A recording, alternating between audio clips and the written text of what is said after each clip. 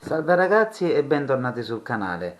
Ti ricordo di iscriverti al canale stesso e attivare la campanellina per rimanere aggiornato sui prossimi video. Inoltre, se hai delle opinioni o dei commenti utili a far crescere il video, ti ricordo che li puoi scrivere nei commenti.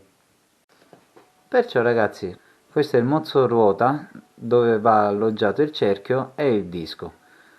Pensavo di lavorarlo un po' al tornio per renderlo sia più bello e realizzare sia delle scanalature che riescano a aumentare la superficie di scambio termico. Quindi il freno in teoria potrebbe raffreddare meglio con questo dissipatore. Avrà più funzioni: portadisco, portacerchio, dissipatore di calore. Andiamo. Andiamo di là al tornio. Fantastico il tornio!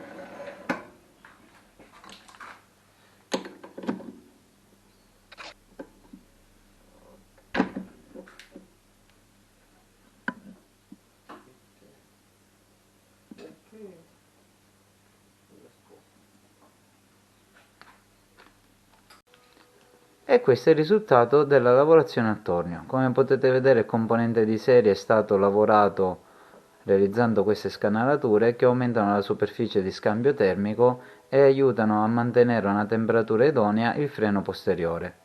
Se questa soluzione vi è piaciuta, mi raccomando, fatemelo sapere nei commenti e lasciate un bel pollice in su, un bel like.